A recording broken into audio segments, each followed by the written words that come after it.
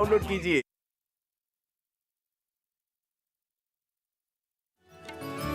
दीवार पे कुदरत की फनकार ने दस्तक दी, फिर चलने लगा जादू और फूट पड़ा दरिया। ख्वाबों के खजानों का पत्थर हो के शीशा हो, लकड़ी हो के कपड़ा हो, धातु हो कि नगीना हो, धागा हो या मिट्टी हो, हर शय से उभर आया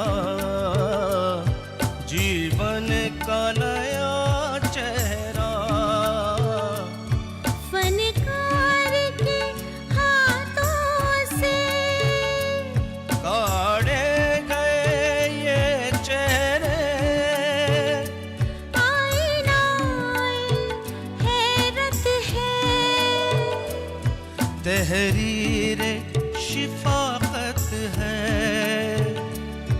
अनमोल विरासत है, अनमोल विरासत है।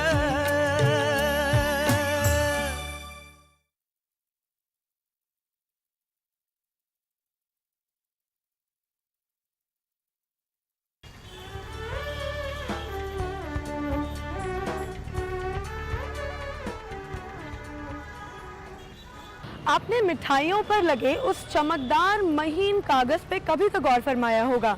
इसे सोने या चांदी का वर्क कहते हैं।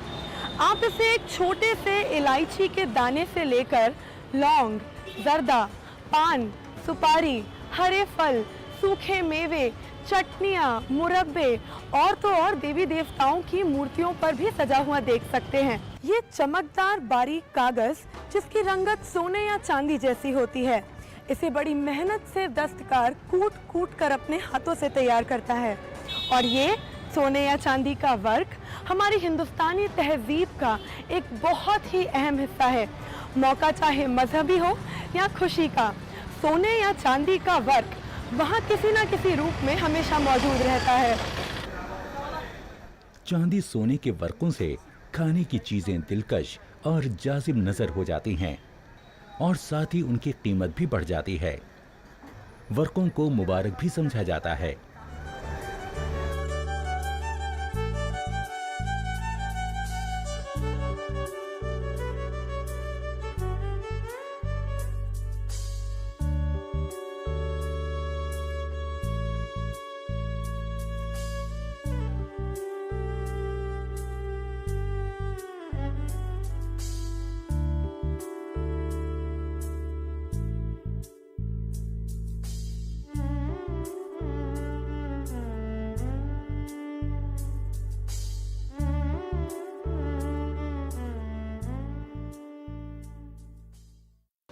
डेकोरेशन के लिए अगर अपन नेचुरल प्रोसेस पे जाते हैं तो चांदी का वर्क सबसे सर्वोपरि है। उससे जो डेकोरेशन होती है वो मेरे ख्याल से किसी भी चीज़ के अंदर उससे बढ़िया डेकोरेशन नहीं हो सकती है। उससे अपना एक आईपीली बढ़ती है और उसकी क्वालिटी अपने आप में वैल्यू एडिशन जो है वो बहुत बढ़ जाता है। और हमारे बुजुर्ग एक बात कहते थे, कहावत होती थी कि मिठाई जब तक जचती नहीं है तब तक बिकती नहीं है। वो कहते थे जब तक जचेगी नहीं बिकेगी नहीं। और इंसान की फितरत है सुंदर दिखना। अगर हम इतिहास की बात करें तो चांदी और सोने का वर्क जो है अपना जब से इतिहास है, हिंदुस्तान की संस्कृति है भारत की, जब से आपको हर लेख में पाया जाता है कि जितने भी भस्म बनती थी, जितनी भी तरह की मेडिसिन बनती हैं, उसमें कहीं ना कहीं चांदी और वर्क और सोने का वर्क का जो उसका इस्तेमाल किया गया है। और खाने के अंदर सब्जियों के ऊपर हो या मिठाइयों पर हो, और इलायची है, सुपारी है, तांबुल है, इसके ऊपर जो वर्क का यूज़ है, ये अपने अगर शाही खाने का अपन बात करें तो कम से कम राजस्थान के अंदर इसका पूरा इतिहास है कि हर खाने में इसकी अपनी एक विशेष पहचान है और ये रॉयल्टी से अपने आप को जुड़ा हुआ है। इसको हम कहते हैं शाही पकवान।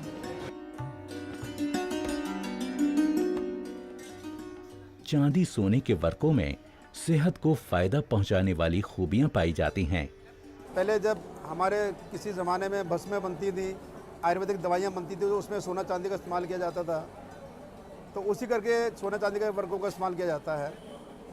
और थोड़ा इसकी तासीर भी ठंडी होती है, तो चांदी जो है बदन को जब गर्मी में लगाई जाती है ठंडक देती है बदन को। मेटल की बहुत ज़्यादा ज़रूरत होती है शरीर के अंदर, और मिठाई एक ऐसा माध्यम है जिसके थ्रू आराम से चांदी को खाया जा सकता है, और ये अपने स्वास्थ्य के लिए बहुत स्वास्थ्यवर्धक होता है। इसका बहुत पॉजिटिव रिजल्ट्स हैं। लिमिटेड मात्रा के अंदर अगर मेटल लिया जाता है तो शरीर के अंदर ताकत ऊर्जा बनाए रखता है वो। मौका चाहे खुशगवार हो, मजहब से जुड़ा हो या फिर खानदानी हो, वर्क हमारी हिंदुस्तानी तहजीब का एक बहुत ही खूबसूरत हिस्सा है। और तो और इसका इस्तेमाल मरीजों के इलाज के लिए बनाई जाने वाली दवाइयों में भी होता है।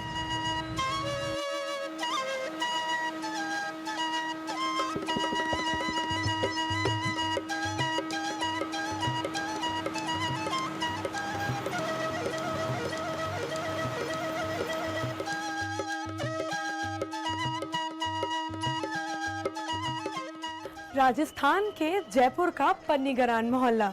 इस मोहल्ले में पिछले 400 सालों से रहते हैं वो हुनरमंद कारीगर जो बना रहे हैं सोने और चांदी का वर्क। तो आज हम उस मोहल्ले में जाएंगे और उनसे उनका ये हुनर सीखेंगे। सोने और चांदी का ये वर्क देखने में जितना खूबसूरत और नाजुक लगता है, यकीन मानिए इसे बनाने का सफर उतना ही सख्त और दिलचस्प है। वर्क बनाने वाले कारीगर या फनकार को वर्कसाज, तबकगार या पन्नीगार भी कहते हैं।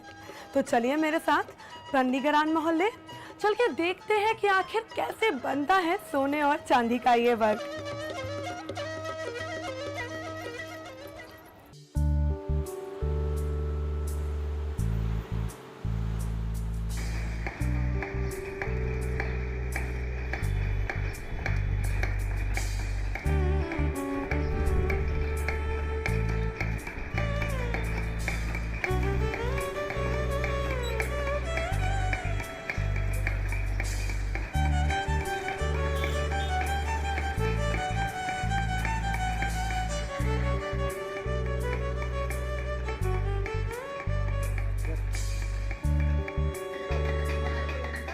हाँ साहब, ये बहुत कदीम हुनर है वर्कसाजी का, और ये पहले अरब मुल्कों में हुआ करता था। अरब मुल्कों में तो जब यहाँ हिंदुस्तान में मुग़ल आने लगे तो उनके साथ में कुछ फ़ौज के अंदर ऐसे आदमी आए जिनके पास ये हुनर था, और फिर मुग़ल काल के अंदर यहाँ पर हिंदुस्तान के अंदर वर्कसाजी का काम शुरू दिल्ली में हुआ। फिर एक मरतबा जब राजा मान सिंह जो थे, जब उनका अकबर से व्यवहार हुआ तो वो वहाँ से कुछ कारीगरों को जयपुर लेकर आए। पहले सांगनेर बसाया गया, और जब ये जयपुर बसाने लगा तो उनके लिए ख़ास एक मोहल्ला बसाया गया। ये बहुत एक हुनर ऐसा है कि इसको बड़ी मेहनत से किया जाता है, और इस बहुत कारआमद चीज़ है, क्योंकि लुकमान हकीम ने इस वर्क को काम का ईजाद किया था। ये दवाओं के अंदर बहुत असर करता है। चांदी वर्क दिल दिमाग के लिए ताकत करता है बहुत ज़्यादा। तो यहाँ हमारा बच्चा इस काम करता है। वर्क बनाना सख्त मेहनत का काम है। इसके लिए चांदी और सोने को घंटों कूटना पड़ता है। इसके साथ ही ये जानना भी बहुत अहम है कि वर्कों को तैयार करने के लिए कौन सा खाम माल इस्तेमाल किया जाता है और किन किन औजारों की जरूरत पड़ती है। कारीगर को वर्क बनाने के लिए बुनियादी तौर पर चांदी सोने की जरूरत होती है, और यही इसका खाम माल है।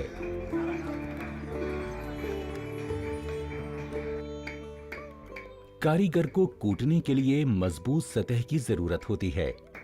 कारीगर कारखाने में पत्थर की सिली यानी स्टोन स्लैब को फर्श में अच्छी तरह से पक्का जमाकर फिक्स करके रखते हैं। इसी पत्थर को सदियों से कसौटी का पत्थर भी कहते आए हैं। औजार ही वो जरिया है जिसमें चांदी कूटी जाती है।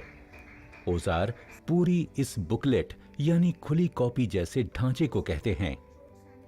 औजार के दोनों तरफ चमड़े की शीट्स होती हैं, कवर होता है, और इसके अंदर 300 से 340 झिल्लियों की शीट्स होती हैं, जिनका हर पन्ना फर्ज कहलाता है। 300 से लेकर 340 फर्ज चमड़े की 2 तहों के बीच रखे जाते हैं। कारीगर के पास फरमा भी होता है। फरमा चमड़े की थैली होती है जिसका मुंह बंद हो जाता है। इसी फरमे में औजार को रखा जाता है। फरमा को दफ्तार के नाम से भी बुलाते हैं। फरमे को हथौड़ी से कूटा जाता है। फलवा यानी शार्प ब्लेड, ये तेज छुरी जैसा औजार होता है जो वर्क उठाने, काटने, जोड़ने और मोड़ने वगैरह के काम आता है। फनकार अलग अलग साइज के बड़े छोटे फलवा अपने पास रखते हैं। चिप, बांस की चिमटी औजार को इकट्ठा पकड़ने, जोड़ने के काम आती है। बांस की चिमटी को यहाँ की जबान में चिप कहते हैं। हथौड़े कारीगर के अहम साथी होते हैं जिनसे सोने चांदी को कूटा जाता है। हर कारीगर कई तरह के हथौड़े अपने पास रखता है। ब्रश, कूटते वक्त पत्थर पर फैले हुए चांदी के छोटे छोटे जर्रात ब्रश की मदद से ही इकट्ठे किए जाते हैं।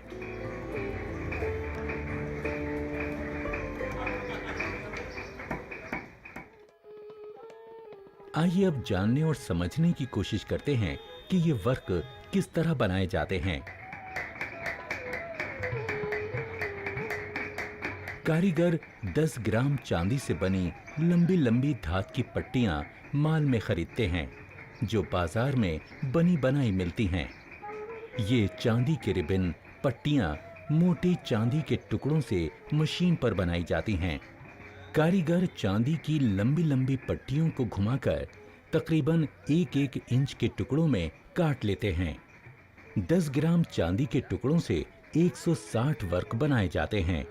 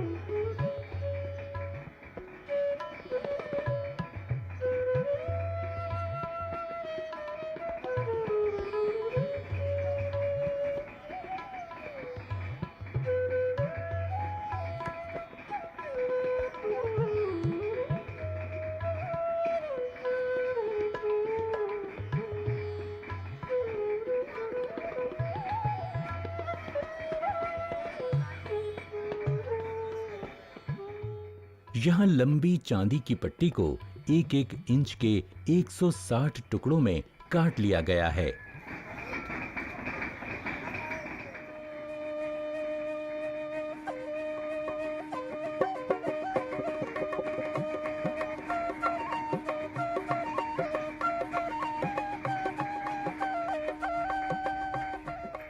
इस औजार में 300 से लेकर 340 केमिकली ट्रीट की गई झिल्लियां हैं जिनका साइज 5 गुना 7 इंच होता है।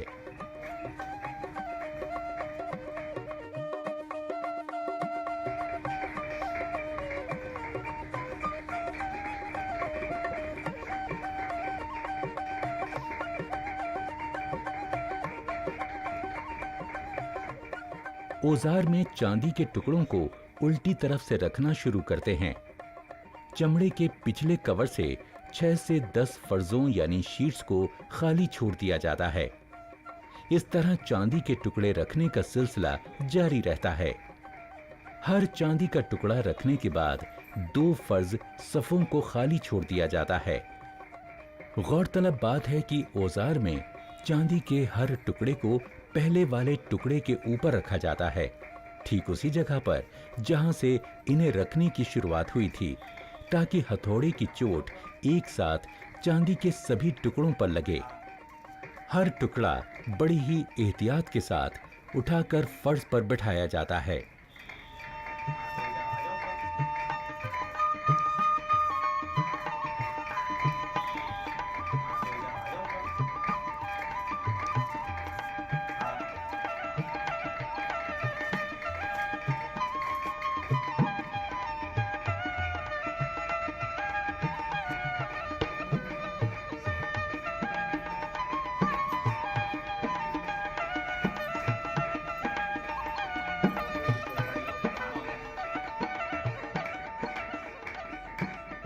जब चांदी के 160 टुकड़े औजार में रख दिए जाएं, तो औजार को चमड़े के फरमे यानी दफ्तार में डालकर फरमे का मुंह अच्छी तरह से बंद कर देते हैं। फरमे को कूटने का काम इस कसौटी के पत्थर पर किया जाता है। इस फरमे को हथौड़े से तब तक कूटा जाएगा जब तक चांदी का 1 इंच का टुकड़ा मनचाहे साइज में फैल ना जाए। 160 वर्क बनाने के लिए चांदी के टुकड़ों को कूटने का दौर 2 से 4 घंटे तक चलता है। 4 घंटों में कारीगर यकसुइयत के साथ चांदी को कूटता है। वर्कसाज के हाथ बिजली की तरह फरमे को ऊपर नीचे करते हैं।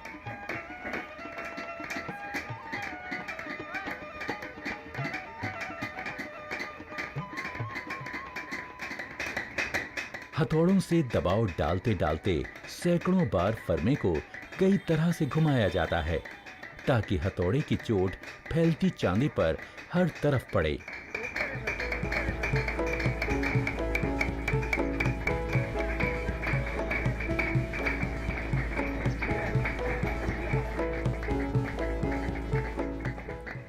काम करते करते कारीगर अपने फन में इतना माहिर हो जाते हैं कि हथौड़ा मारते वक्त उन्हें फरमा देखने की जरूरत ही नहीं पड़ती।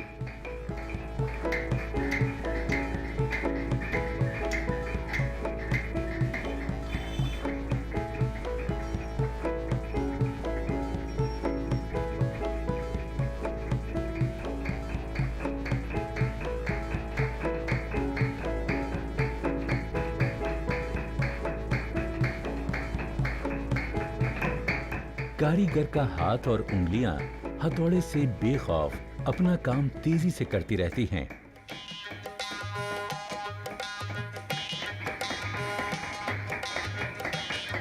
चांदी कूटने के दौरान चांदी के छोटे छोटे जर्रे, धागे, कभी महीन टुकड़े भी पत्थर की सिल पर फरमे से बाहर निकलकर बिखरते रहते हैं।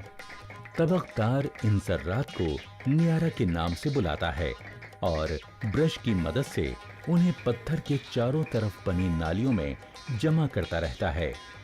नियारा चांदी के भाव बाजार में बिक जाता है। जो हाथ फरमे पे काम कर रहा है, उसे किसी हथौड़े की चोट की परवाह नहीं। आप कुछ देर कारीगर के पास ठहर जाइए तो आप महसूस करेंगे हथौड़े वाला हाथ किसी साज की तरह बज रहा है और संगत में दूसरा हाथ नाच रहा है।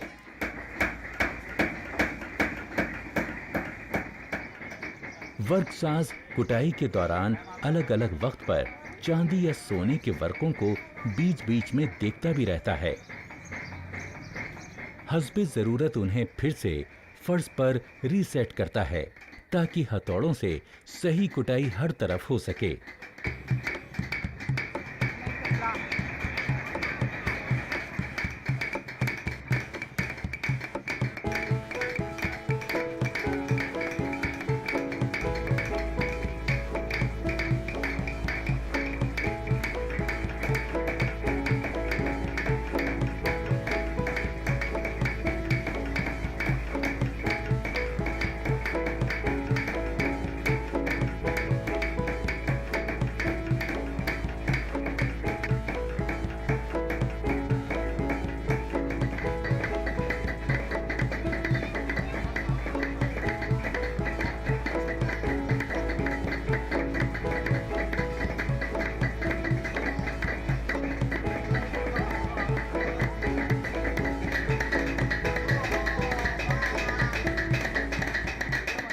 कारीगर का बाजू ऐसे लगता है जैसे बिजली से चलने वाले किसी रोबोट का बाजू हो।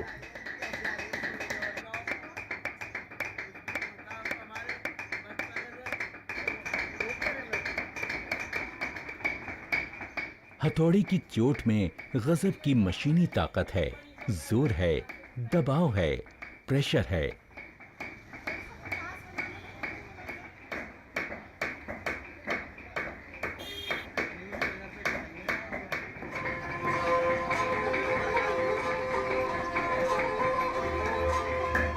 कारीगर आसपास की दुनिया से बेखबर अपने छोटे छोटे कारखानों में एक ही धुन में, एक ही सुर में अपनी मंजिल की तरफ आगे बढ़ते रहते हैं।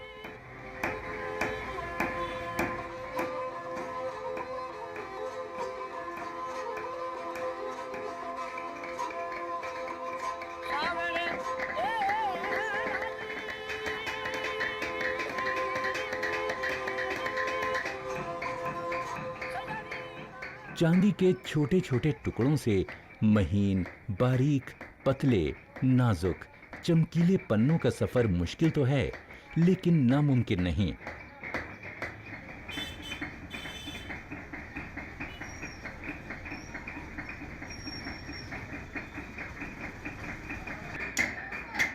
वर्क साजों की कई पीढ़ियों ने वर्क बनाने के हुनर की इस अनमोल विरासत को आने वाली हर पीढ़ी के संग बांटा है। वर्क बनाना इनकी रोजी रोटी ही नहीं, बल्कि जीने का सबब भी है, इनके ख्वाबों का मकसद भी है।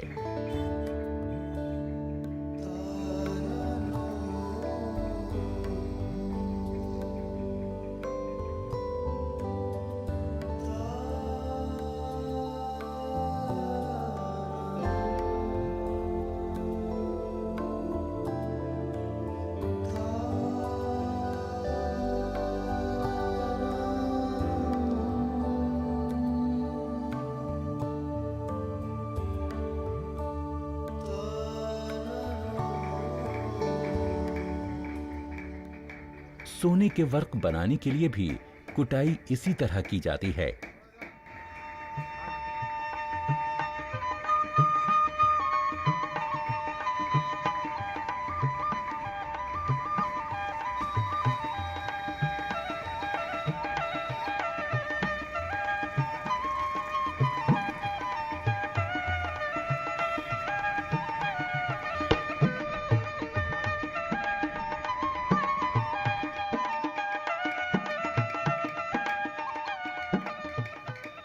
जब वर्क अपना मुकम्मल साइज इख्तियार कर लेते हैं तो फिर इन वर्कों को फर्मे से बाहर निकाल लिया जाता है। बांस की चिमटी चिप से औजार के सारे फर्ज पकड़ में रखे जाते हैं। वर्कों के बनने के बाद उनको मुकम्मल शक्ल में लाया जाता है, जो फन का माहिर कारीगर ही कर सकता है। इतने नाजुक महीन वर्क किसी तजुर्बे वाले हाथ की पकड़ में ही आते हैं। बड़ी ध्यान से वर्क को फलवा और पातर की मदद से 4 टुकड़ों में काट लिया जाता है और हर टुकड़े को फिर से बीच में जोड़ दिया जाता है और हमें मुस्ततील वर्क अपने आखिरी शक्ल में दिखाई देता है।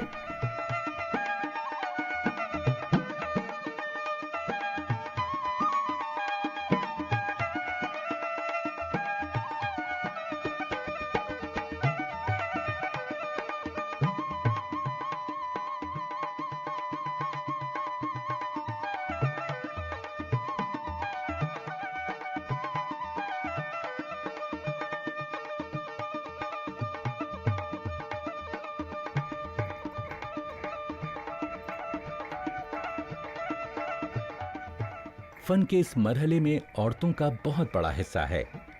पन्नी गरान मोहल्ले में वर्कों की कटाई का काम ज्यादातर औरतें ही करती हैं।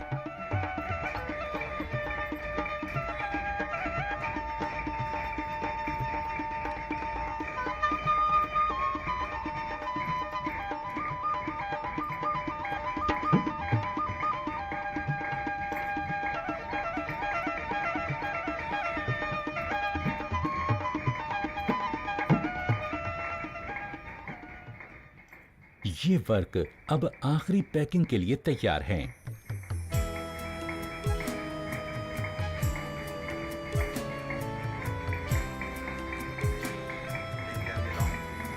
हमें आवाज देती है ये सदियों की विरासत, हमें आवाज देती है ये सदियों की विरासत।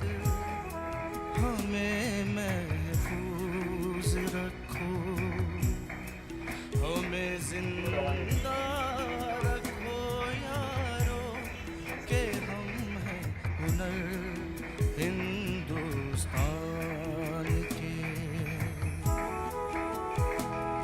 अनमोल विरासत। इन वर्कों को एहतियात के साथ मखसूस कागजों के दरमियान रखा जाता है। ये वर्क इतने बारीक होते हैं कि आप इनके आर पार भी देख सकते हैं। है ये सदियों की विरासत, हमें आवाज देती है ये सदियों की। तपती दोपहरी में भी ये कारीगर पंखा नहीं चलाते, हवा के झोंकों से भी बचते हैं ताकि वर्क की कटाई ठीक ठाक चलती रहे। कि हम हैं हुनर हिंदुस्तान के। आप सुनकर बिल्कुल हैरान रह जाएंगे कि आज के ज़माने में भी सोने चांदी के वर्क का बाज़ार हमारे देश में 1500 करोड़ रुपए से भी ज़्यादा का है। और तो और वर्क न केवल हिंदुस्तान में बनाया जाता है बल्कि Burma, China, Italy, France, Germany में भी बड़े शौक से लोग इसे बनाते हैं और इसका इस्तेमाल करते हैं।